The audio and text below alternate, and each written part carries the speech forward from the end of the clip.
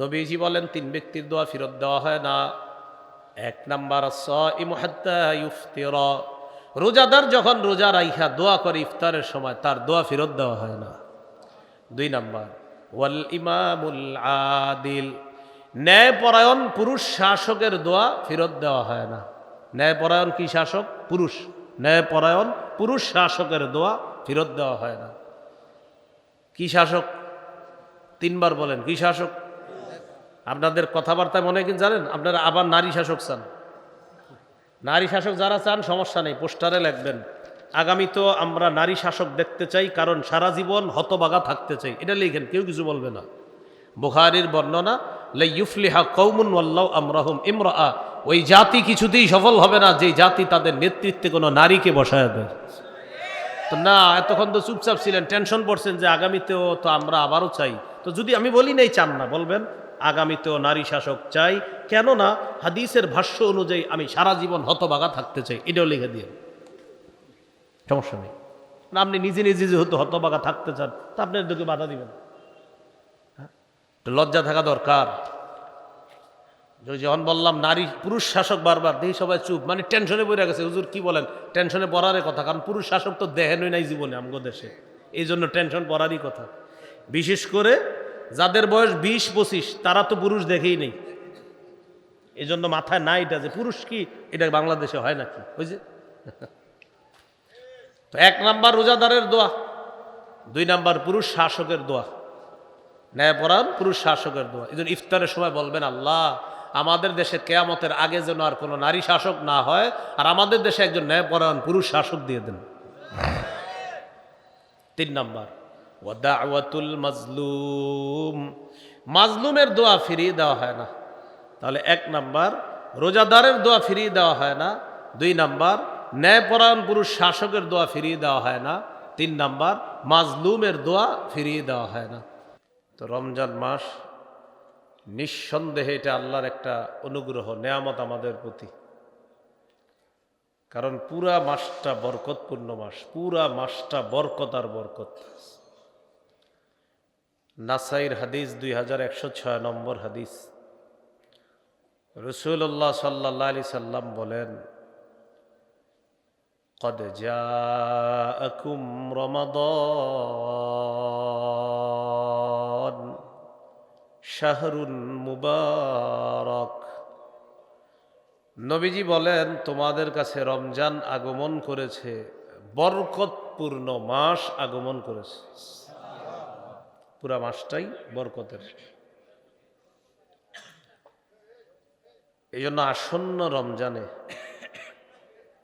এটা সামনে রেখে আপনাদের সামনে মৌলিকভাবে 18টি করণীয় বলবো। কয়টি? 18টি মৌলিক, 18টি করণীয়। ভালো করে আমরা মন দিয়ে শুনবো, যেন একটা কথাও আমাদের ছুটে না। যদিও আপনারা সিরিয়াল মুখস্থ না রাখতে পারলেও কথাগুলা মোটামুটি মনে রাখতে পারবেন। তো সিরিয়াল মুখস্থ রাখা দরকার নাই, আমি সিরিয়াল বাই সিরিয়াল বলবো, কিন্তু সিরিয়াল মুখস্থ জরুরি না। এরকম মৌলিক কয়টা কথা? 18টা কথা। এক নম্বর, রমজান মাসের চাঁদ দেখব আমরা, এটা প্রথম কাজ।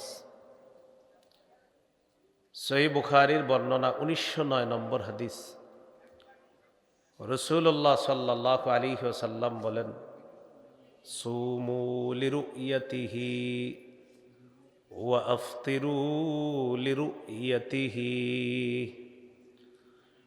রাসূলুল্লাহ সাল্লাল্লাহু আলাইহি ওয়াসাল্লাম বলেন, তোমরা চাঁদ দেখে রোজা রাখো, চাঁদ দেখে ঈদ করো। এখন তো চাঁদ দেখি না আমরা, সবাই টেলিভিশনের সামনে বসে থাকে, খবরে কি কয়, সবাই ফোনে ফোনে খোঁজ নেয়। অথচ উচিত ছিল মুসলিম হিসাবে আমরা চাঁদ দেখা যাক না যাক মাঠে গিয়ে একটু দেখবো, তালাশ করব, ছাদে উঠে একটু দেখব। তাহলে এই রমজানে আমরা এই সুন্নতটা পালন করব, দেখা যাক না যাক বাস আমরা আকাশের দিকে দেখব। 29 তারিখে আমরা দেখব, চাঁদ দেখা যেতেও পারে নাও দেখা যেতে পারে। কেন দেখব? আমাদের নবী, নবীর সাহাবীগণ দেখেছেন, তাই আমরা দেখব। ঠিক আছে না? ইনশাআল্লাহ খোঁজাখুঁজি করবো যে কোথাও চাঁদ দেখা গেছে কিনা। এই কথাটা আমাদের বুঝতে হবে যে আল্লাহ রসুলের সুন্নাহ, এই সুন্নাহ পালন করতে গিয়ে আমার এটা বোঝা দরকার নাই যে চারটা কি দেখলাম না দেখলাম না। আপনি তালাশ করবেন, তালাশ করে হয়তো দেখেছেন, না হয় দেখেন নাই, কিন্তু কথা হলো ভাই কেন তালাশ করলা? আমার নবী করেছেন, সাহাবীরা করেছেন, তাই আমি তালাশ করি, ব্যাস, সোজা হিসাব। তো এখন দেখেন এই তালাশগুলো কেউ করে না, সবাই মোবাইলে মোবাইলে খোঁজ নেয়, ফেসবুকে খোঁজ নেয়, টেলিভিশনে খোঁজ নেয়, কিন্তু চাঁদ দেখে না কেউ। তাহলে 1 নাম্বার করণীয় চাঁদ দেখা। 2 নাম্বার করণীয় চাঁদ দেখার পর দোয়া পড়া। তিরমিজির হাদিস 3451 নম্বর হাদিস। তলহা রাদিয়াল্লাহু তাআলা আনহুর বর্ণনা, তিনি বলেন রাসূলুল্লাহ সাল্লাল্লাহু আলাইহি সাল্লাম যখন নতুন চাঁদ দেখতেন তখন এই দোয়াটি পড়তেন, আল্লাহুম্মা আহিল্লাহু আলাইনা বিল ইয়ুমনি ওয়াল ঈমান ওয়াসসালামাতি ওয়াল ইসলাম রব্বি ওয়া রব্বুকাল্লাহ। এই দোয়াটা রাসূল সাল্লাল্লাহু আলাইহি সাল্লাম নতুন চাঁদ দেখে পড়তেন, আল্লাহুম্মা আহিল্লাহু আলাইনা বিল ইয়ুমনি ওয়াল ঈমান ওয়াসসালামাতি ওয়াল ইসলাম রব্বি ওয়া রব্বুকাল্লাহ। এই দোয়াটা পড়া।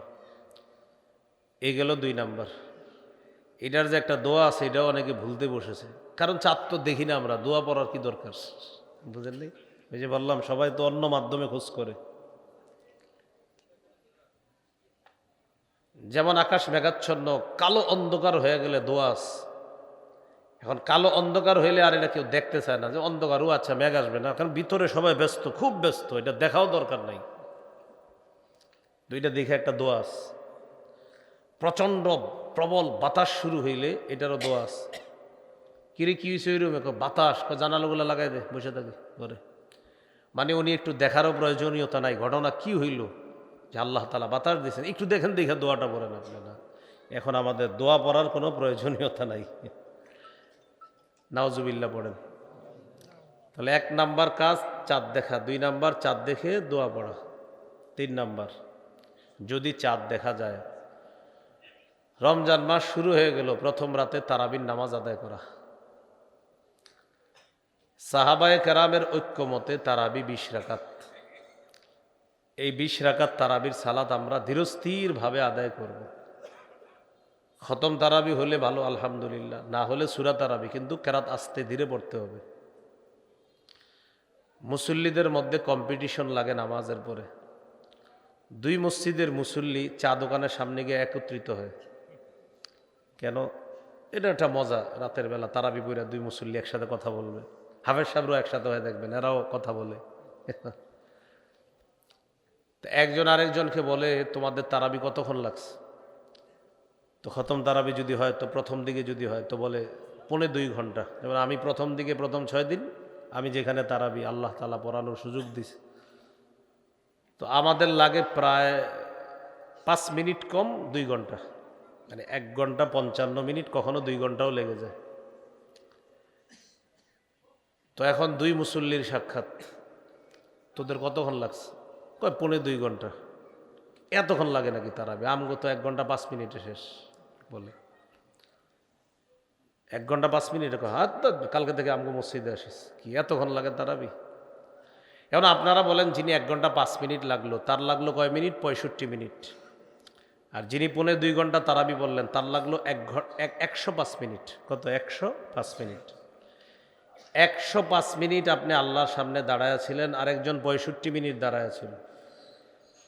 তো 65 মিনিট যিনি দাঁড়িয়েছিলেন আল্লাহর দরবারে, আল্লাহর কাছে, মসজিদে আল্লাহর সামনে তিনি ছিলেন, আল্লাহর ইবাদত বন্দিগি করে।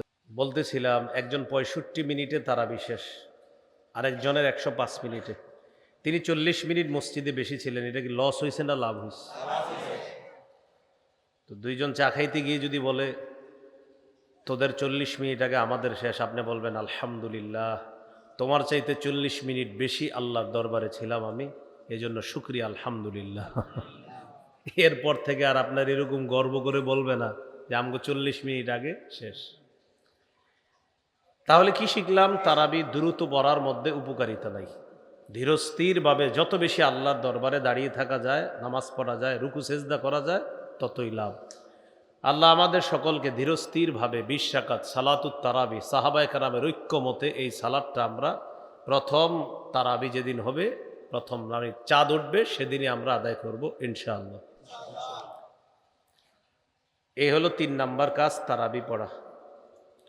সহিহ বুখারীর বর্ণনা 2009 নম্বর হাদিস, রাসূলুল্লাহ সাল্লাল্লাহু আলাইহি ওয়াসাল্লাম বলেন, মান কামা রমাদানা ঈমানাও ওয়া ইহতিসাবা গুফিরা লাহু মা তাকদ্দামা মিন যামবি। যে ব্যক্তি ঈমানের সাথে সওয়াবের আশায় রমজানে রাতের বেলা সালাত আদায় করবে, তার আগের সব গুনাহ মাফ। 4 নাম্বার কোরআন তেলাওয়াত করা। তারাবির নামাজে কোরআন তেলাওয়াত করা, তো 4 নাম্বার কোরআন তেলাওয়াত করা। এক তো হাফেজ সাহেবরা নামাজে তেলাওয়াত করবে, এটা আমরা শুনব। নামাজের বাহিরেও কোরআন তেলাওয়াত করা, রমজান মাসে নামাজেও কোরআন তেলাওয়াত যত বেশি করা যায়, নামাজের বাহিরেও যত বেশি তেলাওয়াত করা যায়। সূরা বাকারার 185 নম্বর আয়াতে আল্লাহ বলেন, শাহরু রমাদানাল্লাযী উনজিলা ফীহিল কুরআন। রমজান মাস যেই মাসে কোরআন নাজিল করা হয়েছে। সহিহ বুখারীর বর্ণনা 1902 নম্বর হাদিস 1902, কানা জিবরিল আলাইহিস সালাতু ওয়াস সালাম ইয়ালকাহু কুল্লা লাইলাতিন মিন রমাদান ইয়ারিদু আলাইহি নবী সাল্লাল্লাহু আলাইহি ওয়াসাল্লাম আল কুরআন। জিবরিল আমিন রমজানের প্রতি রাতে রসুলের কাছে আসতেন। সুবহানাল্লাহ। রসুল্লাহ সাল্লাল্লাহু আলাইহি সাল্লামের সাথে প্রতি রাতে সাক্ষাৎ করতেন রমজানে। আমাদের নবীজি প্রতি রাতে জিবরিল আমিনকে কোরআন শোনাইতেন। তাহলে 4 নাম্বার নামাজে, নামাজের বাহিরে কোরআন তেলাওয়াত করা। হ্যাঁ, 3 নাম্বার তারাবি পড়া, আর 4 নাম্বার নামাজে হোক বাহিরে হোক বেশি থেকে বেশি কোরআন তেলাওয়াত করা। 21 নাম্বার পারার শুরু পৃষ্ঠা, আর পারাটা শুরু হয়েছে যে আয়াত দিয়া, সূরা আনকাবুতের 45 নম্বর আয়াতের মাধ্যমে 21 নম্বর পারাটা শুরু হয়েছে। খুললেই দেখবেন ওখানে আছে, উতলু মা উহিয়া ইলাইকা মিনাল কিতাব। নবী আপনার প্রতি যে ওহী নাজিল করা হয়, কিতাবের যে ওহী পাঠানো হয়, এটা আপনি তেলাওয়াত করেন। আল্লাহ হুকুম করছে নবীজিকে তেলাওয়াত করার জন্য। প্রিয় মুসলমান ভাইয়ারা, যদি পারেন মৃত্যু পর্যন্ত 3টা অভ্যাস আপনি নিয়মিত করে নেন। 3টা অভ্যাস মৃত্যু পর্যন্ত, প্রতিদিন, একদিনও ছাড় দিবেন। এমনকি যেদিন বিয়ে করবেন সেদিনও না। বিয়ের দিন অনেকে ভুলা যায়। বিয়ের দিন তো অনেকে নামাজই পড়ে না, কারণ বিয়া। আপনার বউ নিয়ে উঠে আনে, নামাজ পড়ে না। গড় নামাজ পড়েন না, আমরা বউ উঠে আনতেছি। আরে বউ উঠে আনলে নামাজ পড়বেন না? নামাজ পড়েন না। হ্যাঁ, আনন্দ। ঈদের দিন নামাজ পড়ে, গড় নাকি নামাজ পড়েন না কেন? আজকে তো ঈদ। তো বিষয়টা তো এরকম হলো না। ঈদ হোক ঈদ না হোক, বিয়ের দিন হোক বিয়ের দিন না হোক, আমি কারো এখানে দাওয়াত খাইতে যাই না খাই, আমি নিয়মিত 3টা অভ্যাস পালন করব মৃত্যু পর্যন্ত। আমার হাজারো ব্যস্ততার মাঝে এই 3টি অভ্যাস আমি ধরে রাখবো। বলেন ইনশাআল্লাহ। বলেন কোরআন তেলাওয়াত যতটুকু পারা যায়, কোরআন তেলাওয়াত প্রতিদিন যতটুকু পারেন কোরআন তেলাওয়াত। 2 নাম্বার 5 ওয়াক্ত নামাজ, এটা তো ছাড়ার কোনো প্রশ্নই আসে না। 3 নম্বর যতটুকু পারেন সাধ্য অনুযায়ী সদকা করা। আপনার 2 টাকা ক্ষমতা আছে, 2 টাকা সদকা করেন। সামর্থ্য আছে 2 টাকা, বাস 2 টাকাই সদকা করেন। অনেকে সদকা করার সময় লজ্জা পায় যে অন্যরা দিতেছে 100 200, আমি 2 টাকা দিব। আপনার সামর্থ্য 2 টাকা, 2 টাকাই দিবেন আপনি। এখানে লজ্জার কি আছে? বরং আপনার ইখলাস থাকার কারণে এই 2 টাকার কারণে আল্লাহ আপনাকে জান্নাত দিয়ে দিতে পারেন। কারণ আল্লাহ তো জানেন যে আমার এই বান্দার সামর্থ্য আছে 2 টাকা, ও 2 টাকা সদকা করছে। তাহলে নিয়মিত 3 অভ্যাস, কোরআন তেলাওয়াত, 5 ওয়াক্ত নামাজ, দান সদকা। সূরা ফাতিরের 29 নম্বর আয়াতে আল্লাহ বলেছেন, 22 পারা 16 নম্বর পৃষ্ঠার একদম শেষ, আল্লাহ তাআলা বলেন, ইন্নাল্লাযীনা ইয়াতলুনা কিতাবাল্লাহ, নিশ্চয়ই যারা আল্লাহর কিতাব তেলাওয়াত করে, ওয়া আকামুস সালাহ, যারা নামাজ কায়েম করে, وأنفقوا مما رزقناهم سرا وعلانية, যারা আমার দেয়া রিজিক থেকে গোপনে প্রকাশ্যে দান করে। ইয়ারজুনা তিজারাতাল লান তাবুর, তারা এমন ব্যবসার আশা করে যে ব্যবসার এক নাম্বার লাভ লান তাবুর, এটা কখনো ধ্বংস হবে না, এটা শুধু লাভ আর লাভ। নিয়মিত এই তিন আমল করার দুই নাম্বার কি উপকারিতা? লিওয়াফিয়াহুম উজুরহুম, এতে আল্লাহ তাআলা তাদেরকে পরিপূর্ণ প্রতিদান দান করবেন। তিন নাম্বার উপকারিতা, ওয়ায়াজিদাহুম মিন ফাদলি, আল্লাহ তাআলা তাদেরকে আপন অনুগ্রহ বাড়িয়ে দিতেই থাকবেন, শুধু বাড়াইতেই থাকবেন আল্লাহ তার অনুগ্রহ এই তিন গুণওয়ালা বান্দার প্রতি। চার নাম্বার, ইন্নাহু গফুরুন, নিশ্চয় আল্লাহ তাআলা ক্ষমাশীল। এই তিন গুণওয়ালা মানুষ যারা নিয়মিত এই তিন আমল করবে আল্লাহ তাদের গুনাহগুলো মাফ করে দিবেন। পাঁচ নাম্বার, শাকুর, আল্লাহ গুণগ্রাহী, এর মানে আল্লাহ তাআলা তার অন্যান্য ভালো আমলগুলারও যথেষ্ট প্রতিদান দান করবেন। এই পাঁচটা পুরস্কার তিন গুণওয়ালা ব্যক্তির। এক ব্যক্তি কোরআন তেলাওয়াত এত বেশি করে যার কারণে সে আল্লাহর কাছে চাওয়ার সময় পায় না, যে আল্লাহ আমারে এটা দেন ওটা দেন, এগুলা বলার সময় পায় না। কেন? উনি শুধু তেলাওয়াত করে। রাসূলুল্লাহ সাল্লাল্লাহু আলাইহি সাল্লাম বলেন, মান শাগালাহুল কুরআন ওয়া যিকরি আন মাসআলাতি, যে ব্যক্তি আমার জিকির করার কারণে আর কোরআন তেলাওয়াত করার কারণে আমার কাছে চাওয়ার সময় পায় না, যে ব্যক্তি কোরআন তেলাওয়াত করার কারণে আর জিকির করার কারণে আমার কাছে যে চাবে এই সময়টা পায় না, কারণ তাকে কোরআন ব্যস্ত রাখছে, জিকির ব্যস্ত রাখছে, লা উ'তিয়ান্নাহু, আমি আল্লাহ তাকে দান করব আফযলা মা উ'তি সাইলিনা, যারা আমার কাছে চায় তাদেরকে যা দান করব, কোরআন তেলাওয়াত আর জিকির যে করে তাদেরকে এর চাইতে বেশি দান করব। ও তো সুযোগ পায় নাই তেলাওয়াতের কারণে, এই জন্য আমি, ও তেলাওয়াত মানে ও তো আমারই নিয়ে আস, ও জিকির করে মানে আমাকে নিয়ে আস, তো এই জন্য আমারে আলাদা বলে নাই আল্লাহ এটা লাগবে ওইটা লাগবে। যেই বান্দা আমাকে নিয়ে আসে ও আমাকে বলবে কেন, আমি এমনি দান করব। তাহলে বলছিলাম চার নাম্বার তেলাওয়াত করা।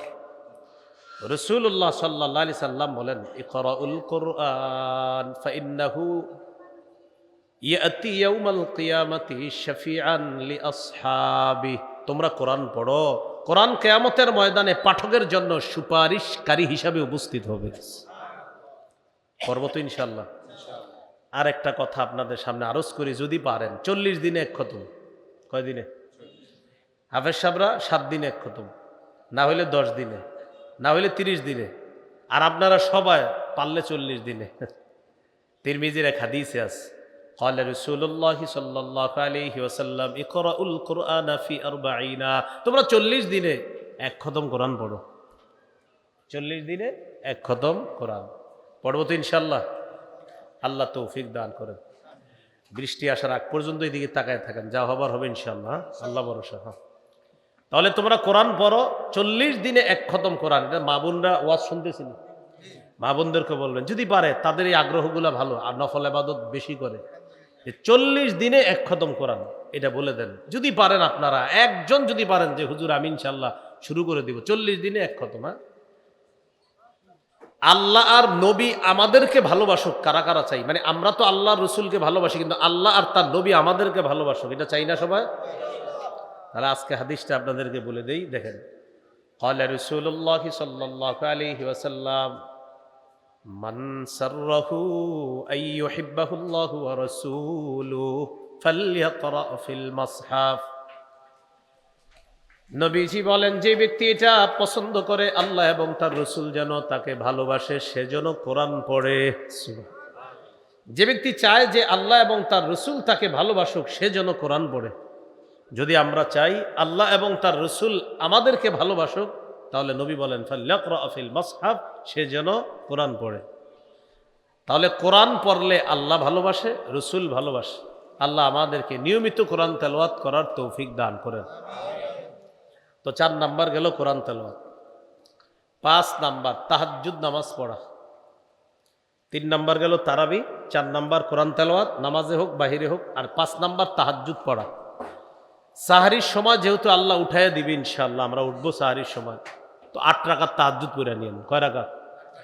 8 রাকাত তাহাজ্জুদ আমাদের নবী 12 মাস পড়তেন। আপনি চাইলে আজকেও পড়তে পারেন। তো যেহেতু প্রতিদিন পারেন না, কর্মব্যস্ততায় থাকেন, হয়তো শারীরিক ক্লান্তির কারণে উঠতে পারেন না তাহাজ্জুদের সময়, ফজরের সময় ওঠেন, তো রমজান মাসে যেহেতু সাহারির সময় উঠেই যাই, আল্লাহ তৌফিক দেয় উঠার, সাহারির সময় একটু আগে উঠা 8 রাকাত তাহাজ্জুদ পড়ব ইনশাআল্লাহ।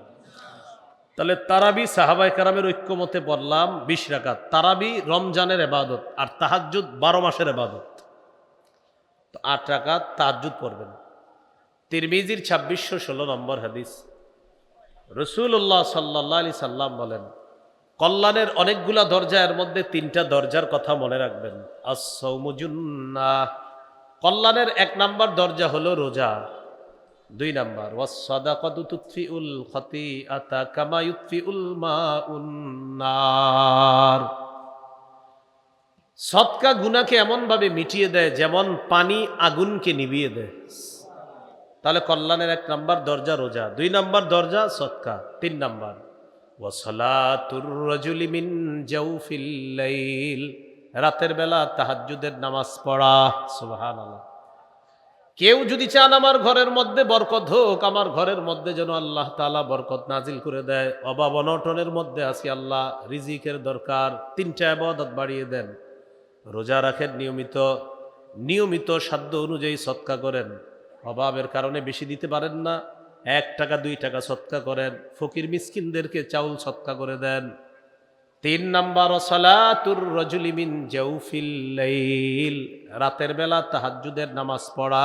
এই 3টা ইবাদত নিয়মিত যদি করতে পারেন, মুষলধারে বৃষ্টির মতো বরকত আপনার ঘরে আসবে। এখন অনেকে বলেন যে হুজুর কই আসে না, তো আপনি পড়ছেন নি, আসে না, আপনি তো পড়েন নাই, 3টা আপনি করেন নাই, আপনি কইরা দেখেন। আল্লাহ তৌফিক দান করেন। আমরা মাহফিলগুলোতে যাই আর সুবহানাল্লাহ বলি, খালি কি বলি? সুবহানাল্লাহ। কোরআনের 1 অক্ষর বললে 10 নাকি, তখন কি বলি? সুবহানাল্লাহ। এটা ধরছেন কয়জন? কোরআন পড়লে 1 অক্ষর বললে 10 নাকি, না হইলে এই পর্যন্ত 100 বার 100টা মাহফিলে সুবহানাল্লাহটা বলছেন যে 1 অক্ষরে 10 নাকি। সুবহানাল্লাহ বললে অবশ্যই ফজিলত, কিন্তু 1 অক্ষরে 10 নাকি শুই না কয়জন কোরআন পড়া শুরু করছেন?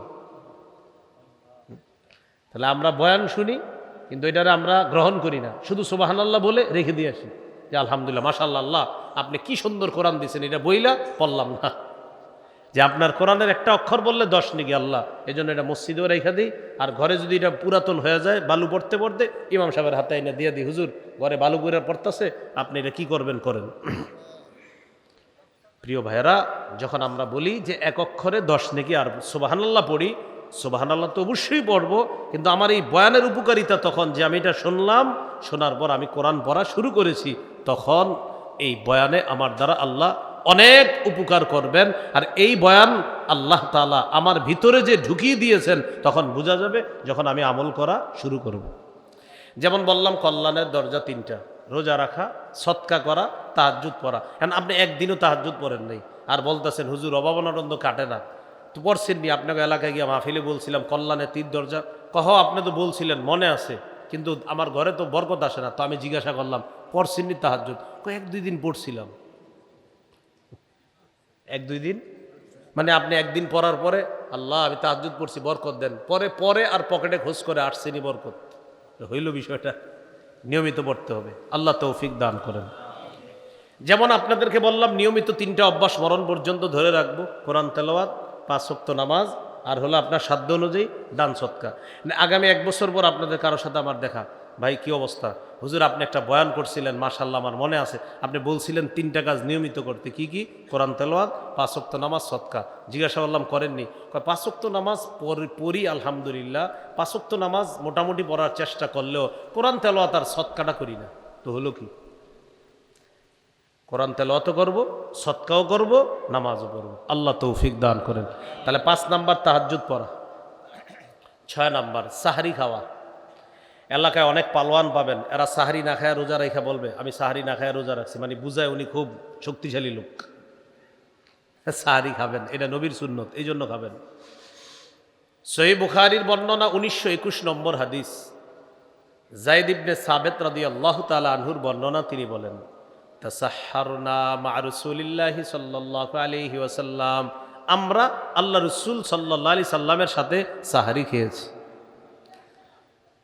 বুখারীর 1923 নম্বর হাদিস, ক্বালা রাসূলুল্লাহি সাল্লাল্লাহু আলাইহি ওয়াসাল্লাম, তাসাহহারু ফাইন্না ফিস সাহুরি বারাকাতান, তোমরা সাহরি খাও, সাহরির মধ্যে বরকত আছে।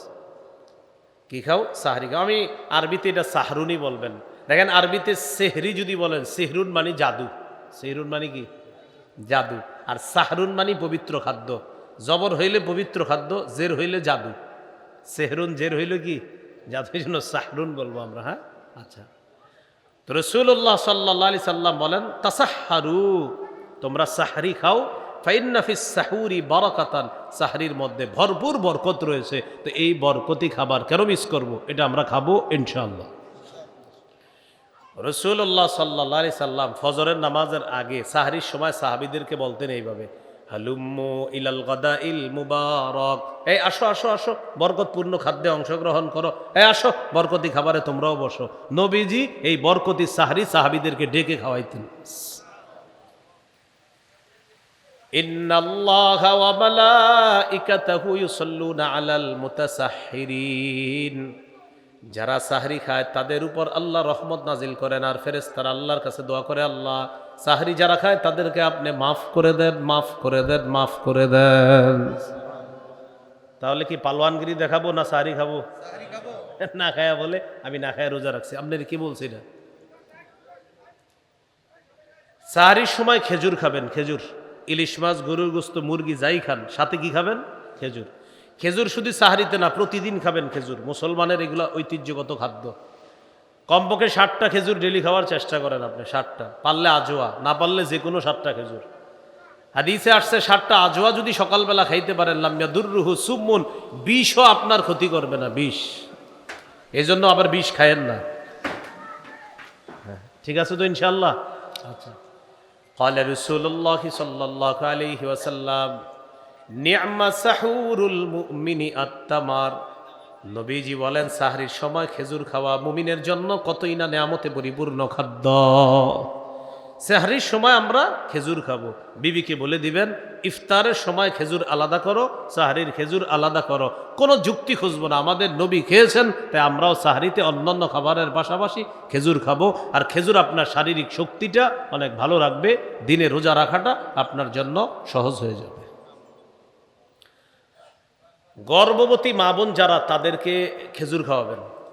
গর্ভবতী মা বোন খালি আচার কিনে দেন, এগুলা কিনে দিবেন না, খেজুর খাওয়াবেন। আর তেঁতুল তো ভুলেও খাওয়াবেন না। এরা খাইতে চায় কি? তেঁতুল, আপনি দিবেন খেজুর। কেন? ঈসা নবীর আম্মা, যখন ঈসা নবী তার পেটে আসলো, ঈসা নবীর আম্মার খাদ্য কি হবে? আল্লাহ বললেন ফাকুলি ওয়াশরাবি, খাও পান করো। কি খাবো আমি? তো খেজুর গাছের নিচে বসায় দিস, এখানে বসো। গাছে খেজুর নেই, মুফাসসিরিনে কেরাম লেখছে, সমস্যা কি? খেজুর নেই। তোমার মন চাইলে গাছ নাড়া দিবা, খেজুর আল্লাহ দিয়ে দিবে। কারণ যে আল্লাহ কুদরতি ভাবে কোনো বাবা ছাড়া তোমাকে সন্তান দান করতে পারে, এই আল্লাহ খেজুর দিতে পারবে, এটাও তোমাকে দিতে পারবে।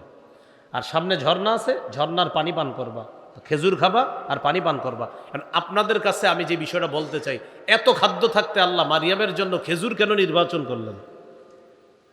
গর্ভবতী নারীর জন্য কি নির্বাচন করলেন? খেজুর। এখান থেকে বোঝা যায় গর্ভবতী নারীদের শ্রেষ্ঠ খাদ্য হলো খেজুর। মেধা ভালো হবে তাদেরও, সন্তান যেটা পেটে ওটারও মেধা ভালো হবে। খাবান তেঁতুল, পরে কিচ্ছু মনে রাখতে পারে না। খেজুর খাওয়াতে হবে। আল্লাহ বুঝার তৌফিক দান করেন। তাহলে 6 নাম্বার সাহারি খাওয়া। 7 নাম্বার রোজা রাখা। সাহারি খাইলেন, এবার প্রথম রোজাটা রাখলেন। আমরা প্রথম রাতের আলোচনা চলতেছে। সাহারি খাইলেন, খাওয়ার পর এবার রোজা শুরু হয়ে গেল আপনার। এখানে একটা মাসালা মনে রাখবো আমরা, তাহাজ্জুদের সম্পর্ক সাহারি খাওয়ার সাথে না, সময়ের সাথে। আপনি যদি সাহারি খাওয়ার পরে দেখেন এখনো সাহারির সময় বাকি আছে 30 মিনিট 40 মিনিট, বাস তখনও তাহাজ্জুদ পড়েন, সমস্যা নেই, আল্লাহু আকবার, তাহাজ্জুদ পড়েন। তাহলে কি শিখলাম? খানার আগে পড়েন বা পরে পড়েন, সমস্যা নেই। সমস্যা সাহারি খাবেন, এটা হলো খানার সম্পর্ক, আর তাহাজ্জুদ পড়বেন, এটা হলো সময়ের সম্পর্ক। সময় যতক্ষণ আছে ততক্ষণ তাহাজ্জুদ পড়তে পারবেন। আপনি আগে খান বা পরে খান, সমস্যা নাই, সময় আছে, তাহাজ্জুদ পড়তে পারবেন। মানে অনেকে এই প্রশ্নগুলো ইমাম সাহেবদেরকে করে, হুজুর সাহারি খায়া কি তাহাজ্জুদ পড়তে পারবো? আরে সময় থাকলে আপনি অবশ্যই পারবেন পড়তে, কোনো সমস্যা নেই। এই জন্য সাহারি খাওয়ার পর যদি দেখেন 20 মিনিট 30 মিনিট সময় আছে, একটা বোতলে পানি নিয়ে মসজিদে চলে যাবেন। মসজিদে চলে যাওয়ার পর যদি মসজিদে চিন্তা করেন তাহাজ্জুদ পড়বেন, না হয় ঘরেও পড়তে পারেন। পড়ার পর বাস সাহারির সময়ের শেষের 3-4 মিনিট আগে পানিটা পান করলেন আপনি। এর আগে আপনি নফল নামাজ তাহাজ্জুদ নামাজ পড়তে থাকেন, আর পানিটা ওই শেষ সময় একটু পানি পান করে শক্তি সঞ্চয় করে নিলেন। আল্লাহ আমাদেরকে কথাগুলা মনে রাখার তৌফিক দান করেন। 7 নাম্বার রোজা রাখা। সহিহ বুখারীর বর্ণনা 1901 নম্বর হাদিস, 1901 নম্বর হাদিস। قال رسول الله صلى الله عليه وسلم من صام رمضان إيمانا واحتسابا غفر له ما تقدم من ذنبه। নবীজি বলেন, কেউ যদি ঈমানের সাথে সওয়াবের আশায় রমজান মাসে দিনের বেলা রোজা রাখে, তার আগের সবগুলা গুনাহ মাফ হয়ে যায়। রোজা রাখে। সূরা বাকারা 183 নম্বর আয়াতে আল্লাহ বলেন, ইয়া আইয়ুহাল্লাযীনা আমানু কুতিবা আলাইকুমুস সিয়াম। হে ঈমানদারগণ, তোমাদের উপর সিয়াম ফরজ করা হয়েছে, রোজা ফরজ করা হয়েছে। তিরমিজির 614 নম্বর হাদিস। قال رسول الله صلى الله عليه وسلم الصوم جنة حصينة। নবীজি বলেন, রোজা হলো জাহান্নাম থেকে বাঁচার জন্য মজবুত একটা ঢাল, প্রতিবন্ধকের নাম হলো রোজা। সুবহানাল্লাহ। ভাই মনে রাখবেন, একটা রোজা না রাখার কাফফারা হলো 60টা। কয়টা? 60টা। কিন্তু যদিও এটা একটা নিয়ম ইসলামের, সারা জীবনও যদি রোজা রাখেন, একটা রোজা ইচ্ছা করে নষ্ট করে সারা জীবন রাখছেন, তিরমিজির 723 নম্বর হাদিসে নবী বলেন, সারা জীবনও যদি কোনো মানুষ একটা রোজা নষ্ট করে, যে এটাকে ক্ষতিপূরণ করার জন্য সারা জীবন সে রোজা রাখবে, নবী বলে সারা জীবন রাখলেও তার এই কাফফারা আদায় হয় না। যদিও ইসলামের একটা নিয়ম 60টা রোজা রাখা, এটা একটা নিয়ম করে দিয়েছে ইসলাম, কিন্তু নবী বলেন সারা জীবনও যদি তুমি রোজা রাখো, ওই এক রোজার ঘাটতি পূরণ হবে না। একটা রোজার এত দাম আল্লাহর কাছে। অথচ আমরা আদর করে মায়া করে সন্তানদের ঘুম থেকে জাগ্রত করি না। থাক, উঠায় না ওরে, মা বলে বাবারে, কেন? স্বাস্থ্য নষ্ট হবে। 21 বছরের শিশু, থাক, বাচ্চা মানুষ।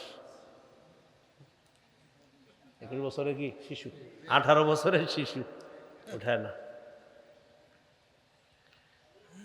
মুসলমান ছোট্ট ছোট্ট সন্তানদের আগ্রহগুলা, ভালো আগ্রহগুলা আপনারা কাজে লাগান। যেমন দেখবেন, রমজান শুরু হইলে আপনার ঘরে যে ছেলে মেয়েগুলোর বয়স 6-7, ওরাও আপনার প্রথম 2-3 রমজান বলবে, আম্মা আমারও ডাকবা, আমি উঠবো। ওর এই কথাগুলার গুরুত্ব দেন। সাহারির সময় যদি ও উঠেই যায়, আর যদি জোর করে খানা খাইতে খাওয়াবেন, খাও, ও খুব খুশি যে আমি রোজা রাখছি। তো দুপুর 2টা-1টা হইতে তো ওর অবস্থা খারাপ হবে। তখন যদি দেখেন অবস্থা খারাপ, তো ও বলবে, এর মাঝে হয়তো পানিও খেয়ে ফেলবে, কিন্তু আপনি তো জানেন রোজা, ছোট মানুষ। এখন যদি এখন অবস্থা খারাপ, তখন বলবেন, তুমি ছোট মানুষ তো, মাশাল্লাহ তোমারটা হয়ে গেছে, আমরা বড় দেখা আরও বাকি আছে, তুমি ছোট মানুষ, এবার তুমি পানি খাও, ভাত খাও, হয়ে যাবে। ও টেনশন করবে, তো তোমরা খাও না কেন? হ্যাঁ, এরকম বলবে। বলছিলাম, ছোট্ট ছোট্ট বাচ্চাদের ভালো আগ্রহগুলোকে গুরুত্ব দেন। খাইতে চাইলে খাওয়ান, সমস্যা নেই। সাহারি খাবে আপনার সাথে, খাক। এরপরে পানি ইত্যাদি খাবে, খাইতে থাক, সমস্যা নেই। ও বুঝুক যে এরকম না খায়া রোজা রাখতে হয়। এই সন্তান যখন বালেগ হবে, আরে ও রোজা রাখবে না তো কে রাখবে বলেন? ছোট ছোট সন্তানদের খারাপ জিনিসের প্রতি অনীহাগুলাকে গুরুত্ব দেন। কোথাও গান বাজলে ছেলেকে মেয়েকে শিখান, এগুলো খারাপ জিনিস। ও একটু পরে যখন কোথাও যাবেন, গান শুনলে বলবে, আম্মু খারাপ জিনিস, বাবা খারাপ জিনিস। আপনারে বলবে কেন জানেন? ওই ছোটবেলা একটা মাথায় ঢুকাইয়া দিয়েছেন এটা খারাপ, ও সারা জীবন এটা খারাপ বলবে। বাচ্চাদের এই আগ্রহগুলো মূল্যায়ন করেন। মাঝে মাঝে ঘরে সুন্নত নামাজ পড়তে দাঁড়াইবেন, আল্লাহু আকবার। দেখবেন আপনার ছেলেটা আপনার পাশে এসে দাঁড়ায় গেছে, বয়স মাত্র 2.5-3 বছর, মাথায় টুপি, পরনে কাপড় নেই। আপনার মাথায় টুপি তো, ও ছোট্ট একটা মাথায় দিয়ে, বা আপনার আরেকটা টুপি মাথায় দিয়ে বাসায় এসে দাঁড়া যাবে। হজরতের পরনে কিন্তু কাপড় নাই আপনার বাসায়। ওরে বাস, ও যেমনে মন চায় পড়ুক, ওর আগ্রহ, ওর এই আগ্রহ নষ্ট করে, যেমনে মন চায় দাঁড়াক আপনার পাশে। এই সন্তান আস্তে আস্তে আপনার সাথে মসজিদে যাওয়া শুরু করবে। কথাগুলো বুঝে আসছে তো? আমাদের মুসলিম সন্তানগুলার ছোট্ট ছোট্ট সুন্দর আগ্রহগুলা আমরা মূল্যায়ন করব, আর খারাপ জিনিসের অনীহাগুলা এটাও মূল্যায়ন করব, বুঝাবো, হ্যাঁ এটা খারাপ, এটা খারাপ, এটা খারাপ। আল্লাহ আমাদেরকে কথাগুলা মনে রাখার তৌফিক দান করেন। তাহলে শৈশব থেকেই বাচ্চাকে ভালো কাজের অভ্যস্ত করে তুলব, খারাপ কাজের প্রতি অনীহা সৃষ্টি করে এইভাবে আমরা তাকে বড় করব। আল্লাহ আমাদের সকলের সন্তানগুলাকে এইভাবে ইসলামী সভ্য আর এই আদর্শ আর সভ্যতা নিয়ে যেন তাদেরকে বড় করতে পারি, আল্লাহ তৌফিক দান করেন। তাহলে 7 নাম্বার রোজা রাখা। 8 নাম্বার রোজা আপনার শুরু হয়ে গেল। এবার দিনের বেলা কি করবেন? নামাজ রোজা ইবাদত তো আছেই, সদকা করবেন। 8 নাম্বার দান করা, সদকা করা। এমনি তো রমজান ছাড়াও সদকা করেন, রমজানের সদকা একটু বাড়ায় দেন। রমজানের আগে যদি 4 টাকা সদকা করেন, রমজানে 8 টাকা করবেন। অন্য দিন আপনি 2 টাকা করেন, রমজানে করবেন 4 টাকা। অন্য দিন করতেন 5 টাকা, রমজানে করবেন 10 টাকা। সদকা করা, হ্যাঁ, দান করা, সদকা করা। সহিহ বুখারীর 6 নম্বর হাদিস, কানা রাসূলুল্লাহ সাল্লাল্লাহু আলাইহি ওয়াসাল্লাম আজওয়াদান নাস। রাসূলুল্লাহ সাল্লাল্লাহু আলাইহি সাল্লাম মানুষের মধ্যে সর্বশ্রেষ্ঠ দানশীল মানুষ ছিলেন। ওয়া কানা আজওয়াদা মা ইয়াকুনু ফি রমাদান হিনা ইয়ালকাহু জিবরিল। রমজান মাসে রাসূল সাল্লাল্লাহু আলাইহি সাল্লামের দান করার মাত্রাটা আরো বেড়ে যেত অন্যান্য মাসের চাইতে। এই জন্য রমজানে আমরা দান করব। সূরা মুনাফিকুনের 10 নম্বর আয়াতে আল্লাহ বলেন, ওয়া আনফিকু মিম্মা রাযাকনাকুম মিন ক্বাবলি আন ইয়াতিয়া আহাদাকুমুল মাউত। তোমাদের কারো কাছে মৃত্যু আসার আগেই তোমরা আমার দেওয়া রিজিক থেকে খরচ করো, দান করো। তোমাদের কারো কাছে যখন মৃত্যু চলে আসবে, ফায়াকুলা রাব্বি লাউলা আখারতানি ইলা আজালিন করিব। যে ব্যক্তি দান করে নাই সে বলবে, আল্লাহ আরেকটু সুযোগ দেন, আমি দুনিয়াতে যাব। ফাআসাদদাক, আমি দান করব। ওয়া আকুম মিনাস সালিহিন, আমি নেক কাজ করব, নেক মানুষের অন্তর্ভুক্ত হব। আল্লাহ জবাব দেন, ওয়ালাই ইউআখিরাল্লাহু নাফসান ইদা জাআ আজালুহা। মৃত্যু যখন চলে আসবে আল্লাহ কিছুতেই কাউকে আর সামান্য সুযোগ দিবেন না, বাস মৃত্যু হয়ে যাবে তার। তাহলে দান করা রমজান মাসে বেশি বেশি, আল্লাহ তাআলা তৌফিক দান করেন। 9 নাম্বার নফল ইবাদত বেশি বেশি করা। রমজানে নফল ইবাদত বেশি করা। আবু দাউদের 864 নম্বর হাদিস, এই হাদিসের মধ্যে আছে, قال رسول الله صلى الله عليه وسلم إن أول ما يحاسب الناس به يوم القيامة من أعمالهم الصلاة।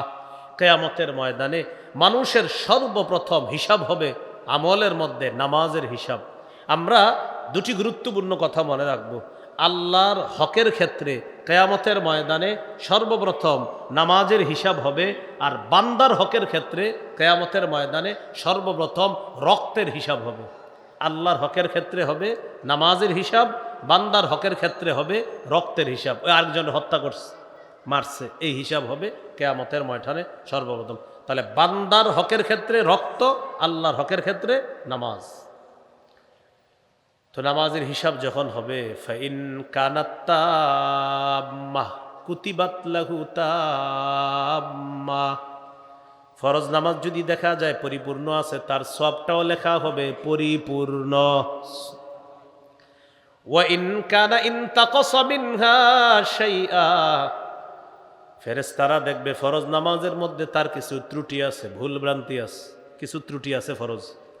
আল্লাহ তাআলা বলবেন, আমার বান্দার নফল ইবাদতগুলোর মধ্যে একটু লক্ষ্য করো।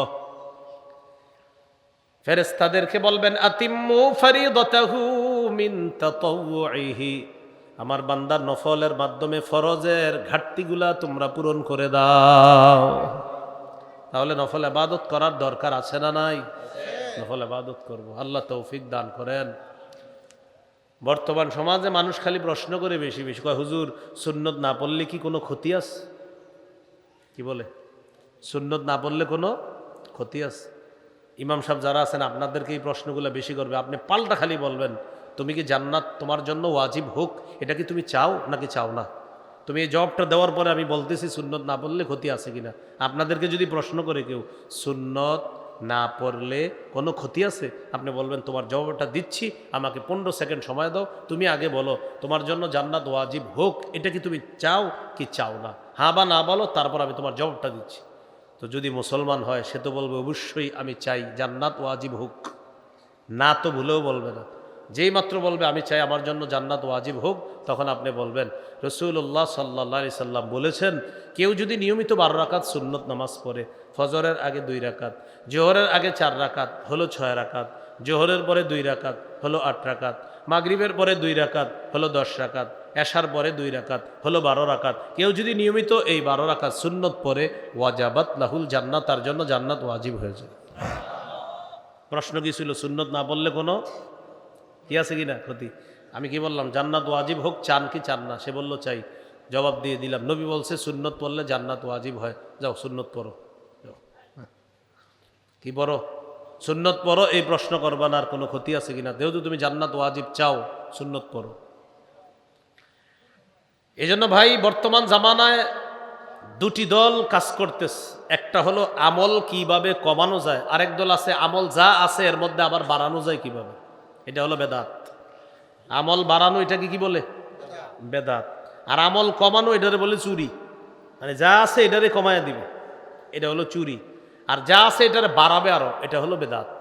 তো আমরা বেদাতও করব না, চুরিও করব না, শরীয়ত যা রেখে গিয়েছে সেটাই করবো ইনশাআল্লাহ।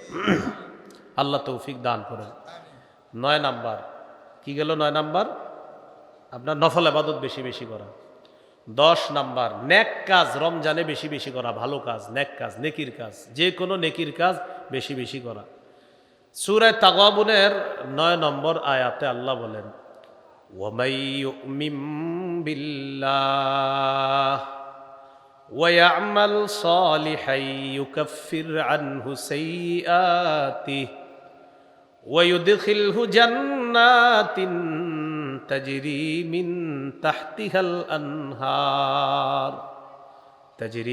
তাহতিহাল আনহার খালিদিনা ফিহা আবাদা যালিকাল ফাউজুল আযীম। যে ব্যক্তি আল্লাহকে বিশ্বাস করে নেক কাজ করে, আল্লাহ তার আগের সব গুনাহ মাফ করে দিবেন, এমন জান্নাতে প্রবেশ করাবেন যার পাদদেশ দিয়ে নহর সমূহ ঝর্ণা দ্বারা প্রবাহিত হবে। সেথায় তারা চিরকাল থাকবে, অনন্তকাল সেখানে তারা অবস্থান করবে। হ্যাঁ, সেখানে তারা সেখানে তারা কি করবে? অনন্তকাল অবস্থান করবে, চিরকাল।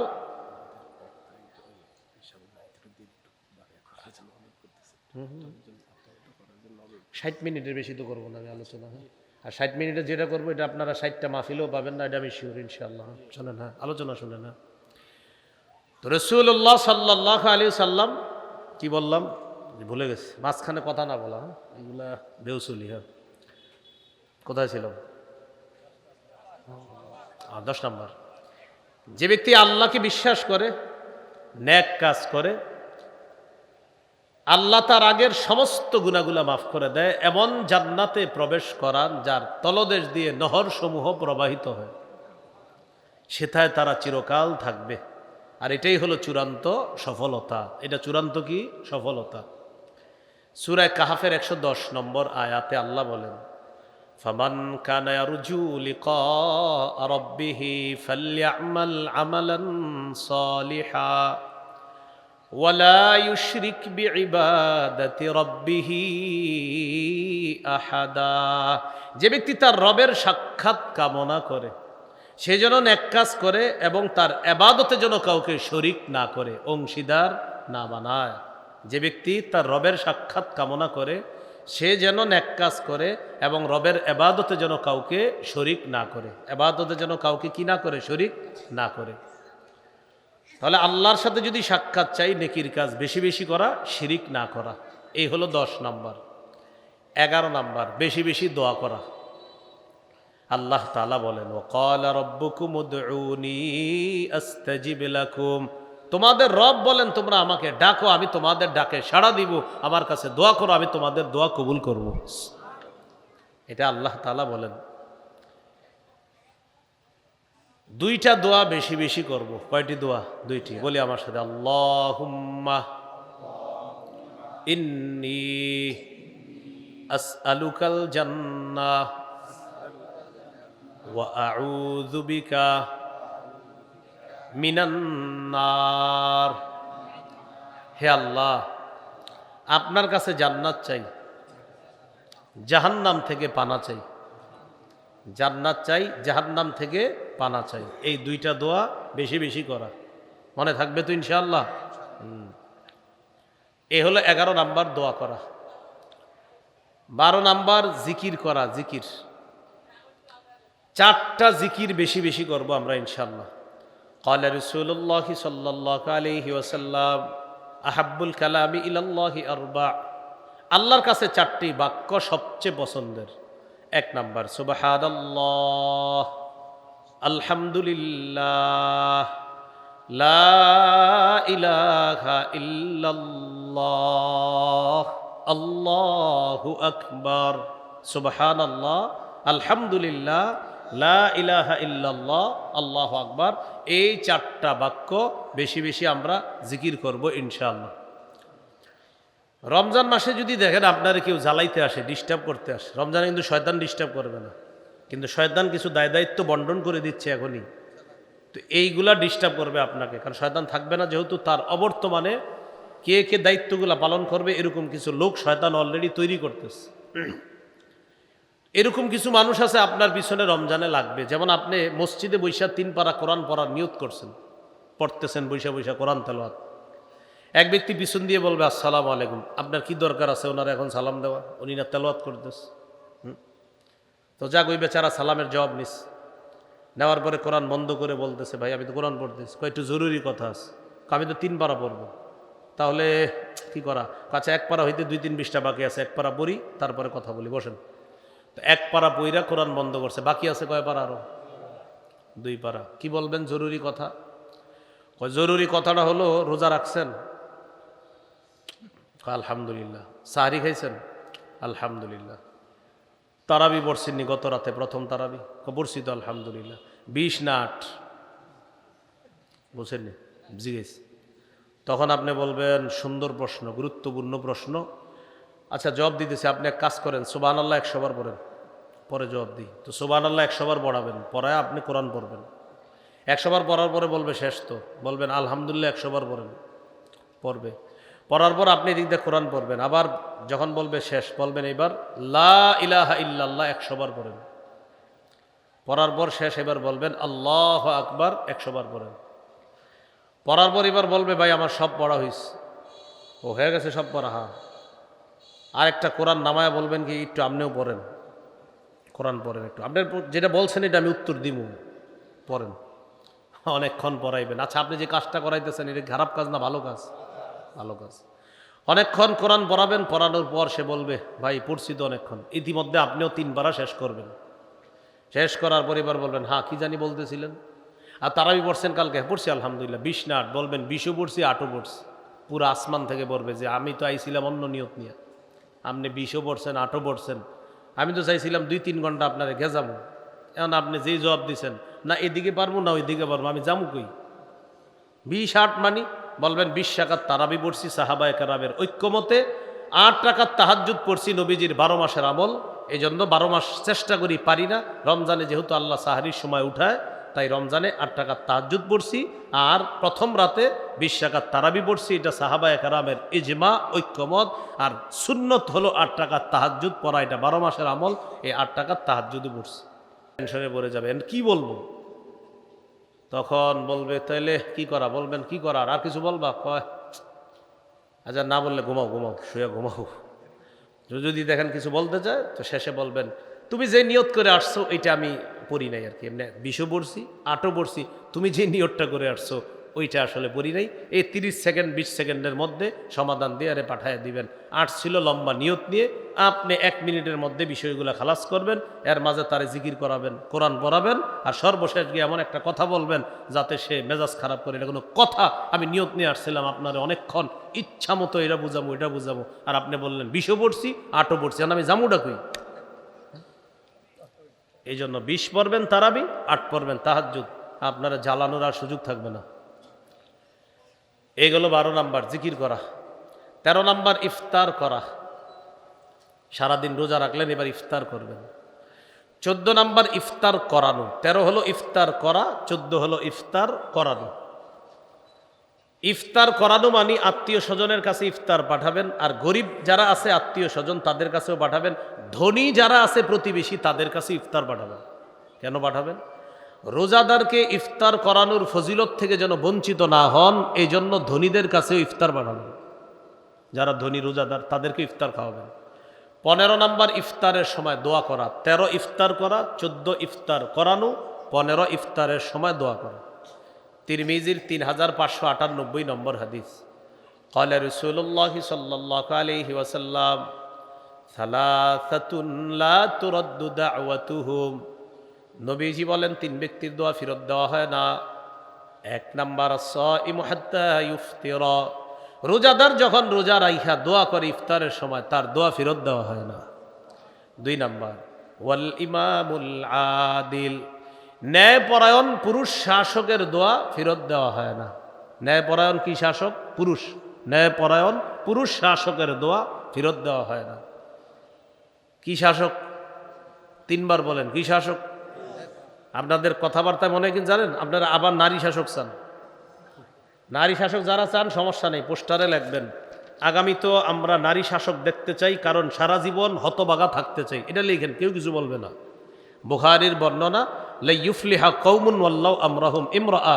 ওই জাতি কিছুতেই সফল হবে না যে জাতি তাদের নেতৃত্বে কোনো নারীকে বসায় দেয়। তো না, এতক্ষণ তো চুপচাপ ছিলেন, টেনশন পড়ছেন যে আগামীতেও তো আমরা আবারও চাই। তো যদি আমি বলি নেই চান না, বলবেন আগামীতেও নারী শাসক চাই, কেননা হাদিসের ভাষ্য অনুযায়ী আমি সারা জীবন হতবাগা থাকতে চাই, এটাও লিখে দিয়ে, সমস্যা নেই। না, আপনি নিজে নিজে যেহেতু হতবাগা থাকতে চান তা আপনার দিকে বাধা দিবেন। লজ্জা থাকা দরকার।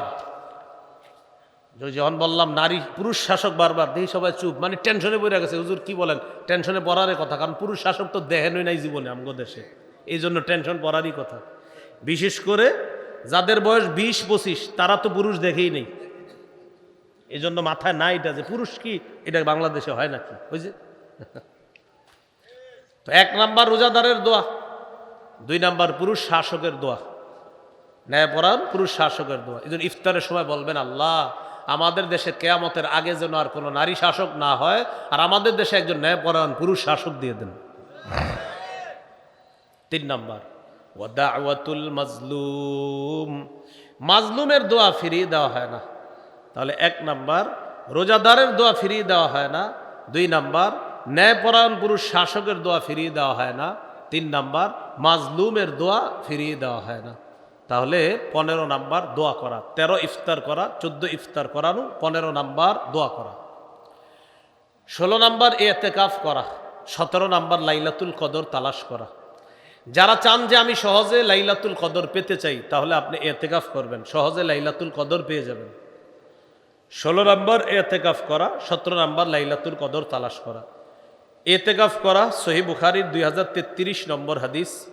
আয়েশা সিদ্দিকা রাদিয়াল্লাহু তাআলা আনহার বর্ণনা, তিনি বলেন, কানা রাসূলুল্লাহ সাল্লাল্লাহু আলাইহি ওয়াসাল্লাম ইয়াতাকিফু ফিল আশরিল আওয়াখির মিন রমাদান। রাসূলুল্লাহ সাল্লাল্লাহু আলাইহি সাল্লাম রমজানের শেষ দশকে ইতিকাফ করতেন। কি করতেন? ইতিকাফ করতেন। বুখারীর বর্ণনায় আছে, মাইয়াকুম লাইলাতুল কদরি ঈমানা ওয়া ইহতিসাবা। যে ব্যক্তি লাইলাতুল কদরে জাগ্রত হয়ে ইবাদত করবে, গফিরা লাহু মা তাকদ্দামা মিন যামবি, তার সব গুনাহ মাফ। তাহলে রোজা রাখলে সব গুনাহ মাফ, রাতে তারাবি বললে সব গুনাহ মাফ, আবার লাইলাতুল কদরে জাগ্রত হলে সব গুনাহ মাফ। সূরা কদরের 3 নম্বর আয়াতে আছে, লাইলাতুল কদরি খায়রুম মিন আলফি শাহর। লাইলাতুল কদর 1 রাত 1000 মাসের চাইতে উত্তম। এই জন্য আমরা কি করব? 27-এর রাত্রটা শুধু মসজিদে গিয়ে ইবাদত করব, আর 1 রাত্রেও যাব না, বুঝছেন? কি শুধু 27-এর রাত্র? বলেন 21, 23, 25, 27, 29, এই 5 বেজোর রাত। হ্যাঁ, আর বুখারী একটা বর্ণনায় 24তম রাতের কথাও আসছে, এটা হয়তো নতুন শুনছেন আপনারা। 24তম রাতের কথা ইবনে আব্বাসের একটা বর্ণনা আছে, যে 24তম রাত্রিতেও লাইলাতুল কদর তালাশ করার কথা আব্দুল্লাহ ইবনে আব্বাস রাদিয়াল্লাহু তাআলা আনহুমার একটা বর্ণনা, এটা বুখারীর বর্ণনা। তাহলে 21, 23, 24, 25, 27, 29 এই 6টি রাতের কথা পাওয়া যায় লাইলাতুল কদর তালাশ করা। আর যদি চান সহজে লাইলাতুল কদর পাবেন তো ইতিকাফ করা, বাস আপনি পেয়ে যাবেন। কারণ আপনি সারাক্ষণ আছেন আল্লাহর ঘরে, আপনি ইবাদত বন্দেগীতে কাটাইতে থাকেন। আল্লাহ আমাদেরকে কথাগুলা বুঝার তৌফিক দান করেন। 18 নাম্বার সদকাতুল ফিতির আদায় করা। কি আদায় করা? সদকাতুল ফিতির। এই 18টা করণীয় আমরা মনে রাখবো। রমজান মাসে এই 18টা করণীয় আমরা করার চেষ্টা করব। আল্লাহ তৌফিক দান করেন।